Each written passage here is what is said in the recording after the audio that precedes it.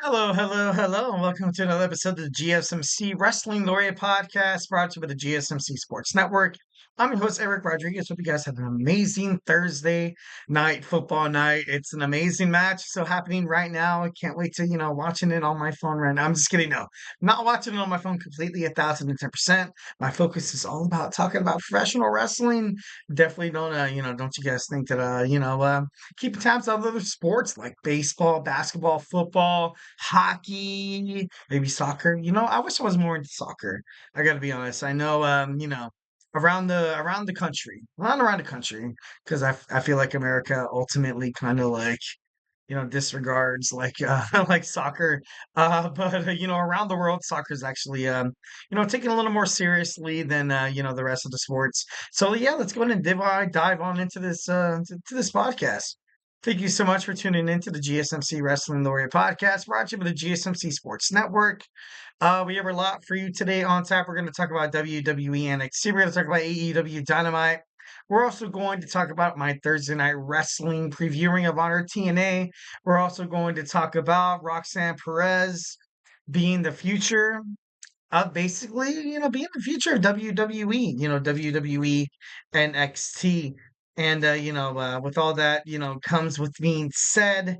And it's, it's going to be amazing. So, guys, do not go anywhere. But of course, before we dive on into anything like that, I want to remind you guys to go ahead and hit up that super chat, that super thanks. Tell me what you like to me, what you don't like. Give me your thoughts, your opinions.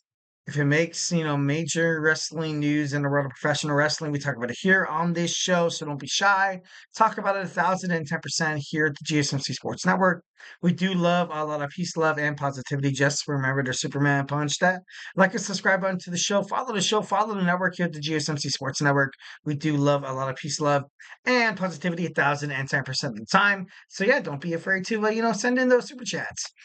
All right, so let's go ahead and talk about some WWE NXT. First and foremost, it was held at the 2300 Arena in Philadelphia, Pennsylvania, obviously the home of ECW. Does this necessarily mean that NXT is going to, or WWE for that matter, annually kind of host these shows into being, kind of a top prospect, kind of, to have all your young wrestlers trying to be like, hey, like I can be the next ECW star, like Rob Van Dam, Bully Ray, Sabu.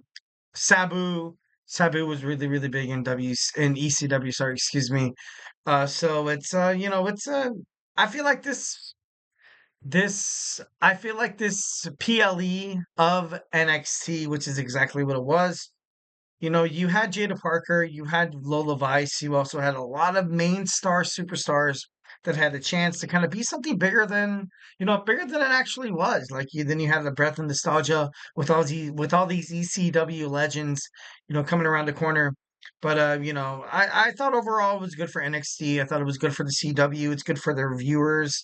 Obviously, you saw ECW kind of falter during the invasion era of WWF. Back in 2001, where you had, where you kind of forced them to team up with WCW and ECW. And it just wasn't necessarily like, a pat on the back. You'd be like, oh, those ECW stars, you guys did so good. It was so amazing. Your brand was so amazing. No, they were brought into WWE and they were kind of buried. And that kind of, that kind of sucks. But, I don't know. Overall, I feel like it was a good, it's a nice presence for WWE to kind of ultimately, kind of go back to their roots in terms of ECW. All right, we had Jaida Parker defeating Lola Vice in a hardcore bout. You didn't really see anything from Dawn Marie. Like, and by all means, like, I don't want to try to get back into, the way WWE back in the day was with sexism and exploiting women. Um, but, she was just, she called it down the middle. She was a referee. But of course, back in the time where she made it from ECW to WWE, they're like, hey, if, you got to try to, show a little bit of more, sex appeal, try to get into the storyline a little bit. Tori Wilson, I think they made out on live TV. I'm not too sure. Uh, um, Also, she had an affair with Tori Wilson's father, obviously kayfabe. So, just kind of have her go out there and just be like a referee. Like, I get it. I understand why you kind of did it because back when she was kind of doing her thing in WWE, it was kind of like a big no-no. So, obviously, I understand why they kind of put her in the spot where she was as the special guest referee for Lola Vice and Jaida Parker in that hardcore bout. Next, we have Wesley taking on JeVon Evans. This match was actually pretty good. It was actually pretty good. Can't really complain about it. RVD with the assist. Wesley has gone full heel. I thought JeVon Evans was actually heading toward a heel myself, but I was wrong, which I'm kind of happy that I was. I hated it. I would have hated him going into a heel position on WWE NXT. I thought it'd be stupid. I ultimately think the fans love him for him being kind of like that homegrown WWE fan that made it big, that, accomplished everything. He's like that Cinderella story that people latch onto. Like, what I mean, they'd latch onto that. Like, you go to college, you're working, and then, of course, you always have that big dream that this is gonna happen.